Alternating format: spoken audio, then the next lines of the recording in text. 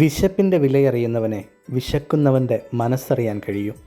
ഒരു നേരത്തെ ആഹാരത്തിന് വേണ്ടി കഷ്ടപ്പെട്ടവനെ ആഹാരത്തിൻ്റെ മൂല്യമറിയും. 40 നാൾ ഉപവസിച്ചവന് വിശപ്പെന്തെന്നും ആഹാരം എത്രമാത്രം പ്രധാനപ്പെട്ടതാണെന്നും നല്ലതുപോലെ അറിയാം. നീ ആദ്യം തേടുന്നത് വചനമായ ക്രിസ്തുവിനെയാണെങ്കിൽ നിൻ്റെ ജീവിതത്തിൻ്റെ ആവശ്യങ്ങളെയോർത്ത് നീ ഭയപ്പെടേണ്ട. അവനെ തേടിയെത്തിയ 5000-ലധികം പേർ ഭക്ഷണത്തിനുമപ്പുറം ക്രിസ്തുവിന് പ്രാധാന്യം നൽകിയപ്പോൾ അവനവരോട് അനുകമ്പ തോന്നി. ജീവിതത്തിൽ ആദ്യ സ്ഥാനം ക്രിസ്തുവിന് കൊടുത്തു നോക്കൂ. അവൻ നിന്നെയും അനുകമ്പയോടെ നോക്കും. ഉള്ളുനിറയെ സ്നേഹമായിരുന്നു, എന്നാൽ ചില സമയങ്ങളിൽ പ്രകടിപ്പിക്കാൻ കഴിഞ്ഞില്ല.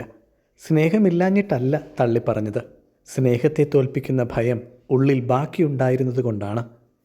സ്നേഹത്തിൽ ഭയത്തിനിടമില്ലെന്ന് തിരിച്ചറിഞ്ഞ നിമിഷം പത്രോസ് അവൻ്റെ ജീവൻ പോലും ആ സ്നേഹത്തിനായി നൽകി. സ്നേഹമുള്ളിലുണ്ടെന്ന് പറയുകയും അത് പ്രകടിപ്പിക്കാതിരിക്കുകയും ചെയ്താൽ എന്താണ് പ്രയോജനം? ഒരുമിച്ചിരിക്കുക അല്ലെങ്കിൽ കൂടെയിരിക്കുക, നമുക്കായി ഒരാൾ സമയം കണ്ടെത്തുക എന്നത് വലിയ കാര്യമാണ്. ജീവിതത്തിലെ തിരക്കുകൾക്കിടയിൽ പ്രിയപ്പെട്ടവരുടെ കൂടെയായിരിക്കാൻ സമയം കണ്ടെത്തണം. അത് നഷ്ടമല്ല, ബന്ധങ്ങൾ ഊട്ടിയുറപ്പിക്കുന്നതാണ്. ക്രിസ്തുവിനെ നോക്കൂ. അവൻ തൻ്റെ ശിഷ്യന്മാരോടൊപ്പം സമയം ചെലവഴിച്ചു.